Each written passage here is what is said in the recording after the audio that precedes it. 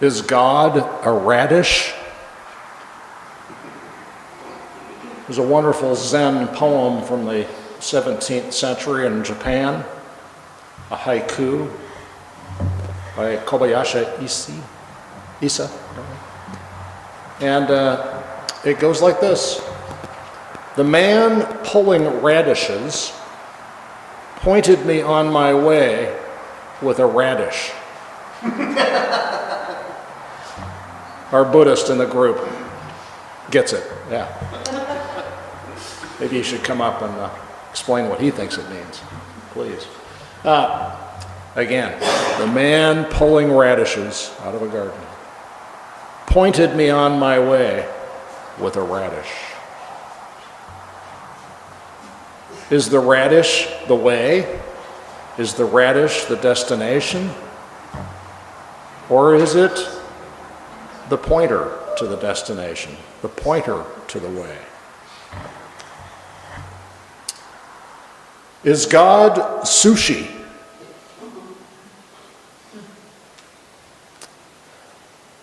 In the Russian language, there is no word for to be. Russians don't use the word is. So you say, we would ask, what's that? And in Russian, it's что это, which means what that.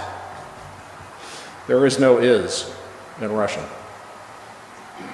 So it gets interesting when you look at the Russian version of the book of Exodus, and you get to this passage, this wonderful passage about Moses encountering the burning bush, and Moses asking the burning bush, and who shall I say is telling me these things from the burning bush? And God's answer in Russian is sushi, which means existence itself.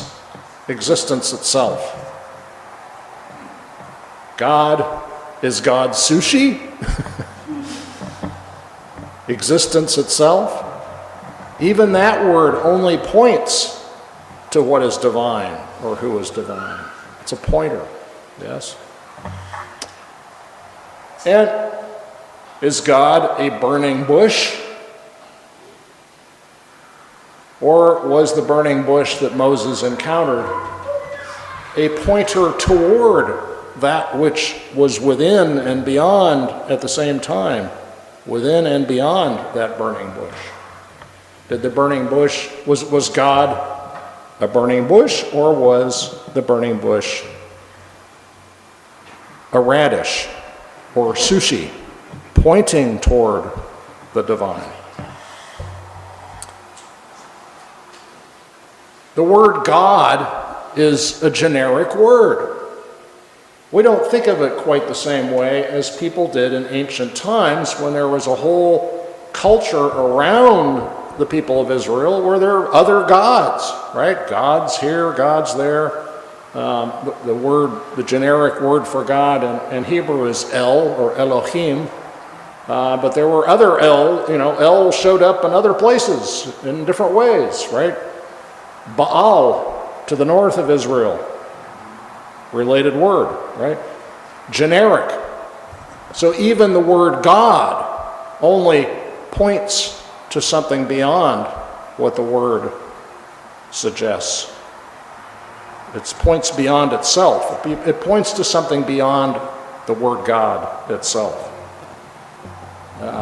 The Jewish name, the Hebrew name, that's sort of like the surname, if you will, for God among the Jewish people was, we say Yahweh. But that's only a guess as to how it was said. We see the letters of that word in the Hebrew scripture, YHWH, but they don't have any vowel points. Okay, Hebrew doesn't have vowel letters, it has little points that indicate vowels. No vowel points in Yahweh, because we're not supposed to know what they are. Right? So some people guess, Yahweh was pronounced, actually, the YHWH was pronounced Yehu. Maybe that's how we got the internet. Yahoo? I don't know. Yahoo, etc. Different versions. Jehovah, perhaps.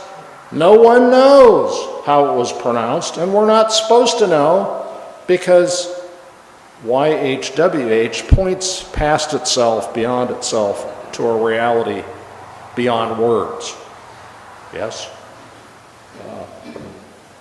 And the mystics of Christianity, the contemplatives, all of them virtually suggested the same, that our language only points, it doesn't capture, it points to the experience of our soul's union with the divine. Some passages to that effect.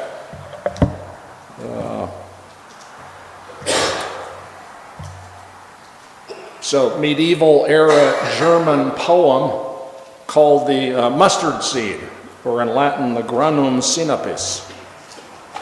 In Old High German. Beautiful poem that points beyond itself. And I'll read it.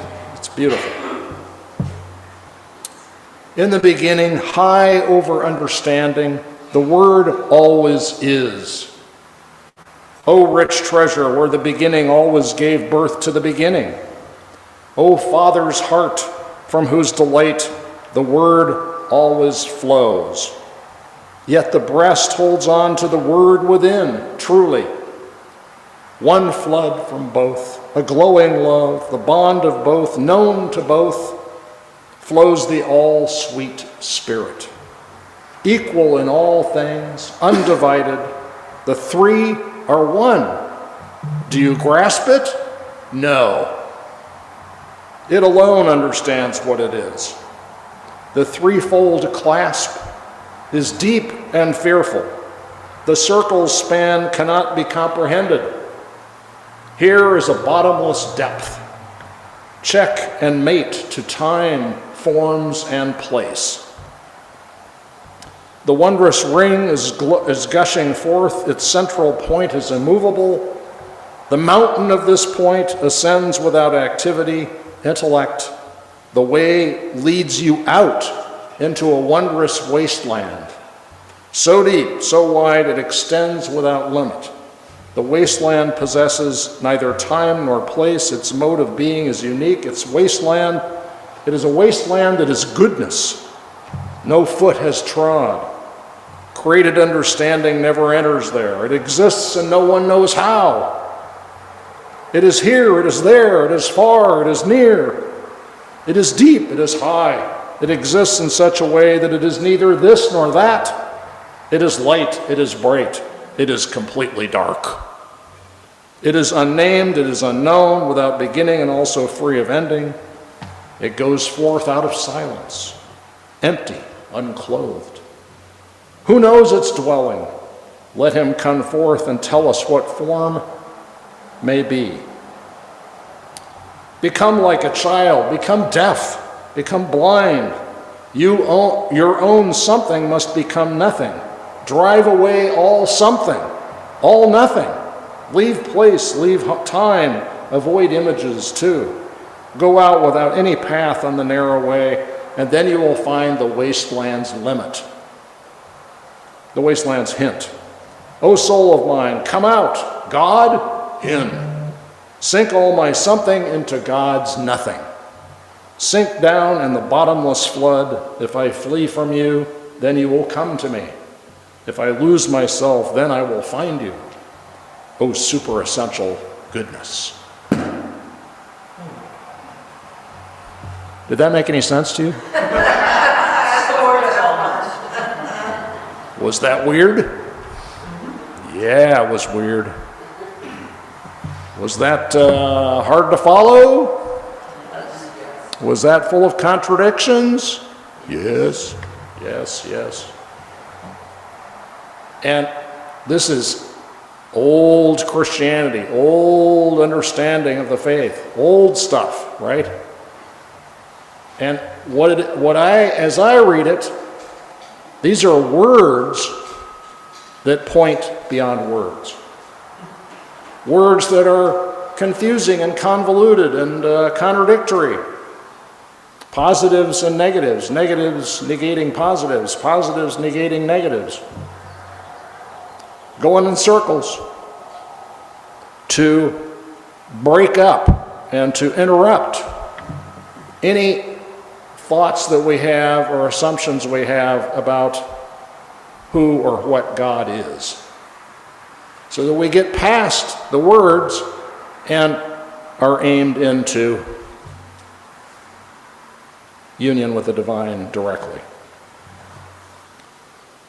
This morning, as Mike was reading aloud the passage from Exodus about Moses meeting God in the burning bush, I noticed something very striking to me, and that was that he was leading his flocks, herding his sheep, and it says in the passage, he led them beyond the wilderness. He led the sheep beyond the wilderness. Okay, friends, what is beyond the wilderness? Okay, this is a desert, and somehow he has led them beyond the desert. Okay, what is more deserted than the desert? The Sinai desert. Mount Horeb, which is also known as Mount Sinai. He led them beyond the wilderness. And all over the mystics, the writings of the mystics of the church, there's reference to this wilderness or desert. Eremia in Greek means uninhabited lands, uninhabited territory. Any kind of wild place beyond civilization, beyond cultivation or cities or towns. What's beyond that? And that is the message of all the mystics, all the contemplatives of Christianity, all the way back. The message of those who composed this fantastic story from the book of Exodus too.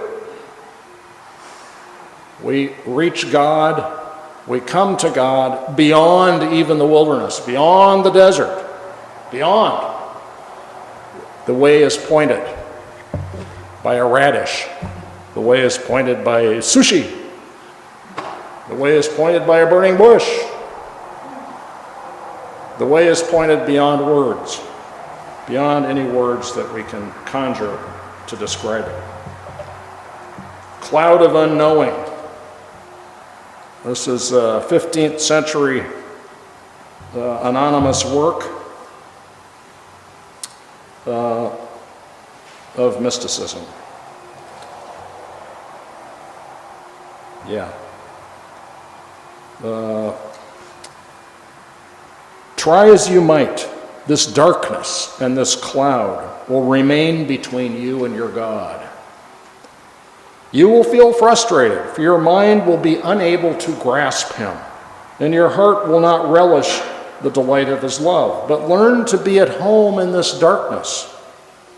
Return to it as often as you can, letting your spirit cry out to him you love. For if in this life you hope to feel and see God as he is in himself, it must be within this darkness and this cloud. But if you strive to fix your love on him, forgetting all else, which is the work of contemplation, I have urged you to begin. I am confident that God in his goodness will bring you to a deep experience of himself. So we follow the radish that points the way. We sniff out the sushi that aims toward this experience. We stare at the burning bush and look within it, beyond just the surface experience of the flames and the plant.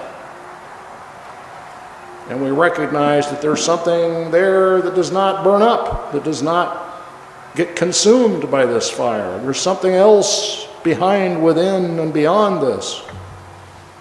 And it is in It is in this giving up of our knowing, it is in this going beyond the wilderness, going to the desert, beyond the desert, that we come into union with this divine love. May that be so for us.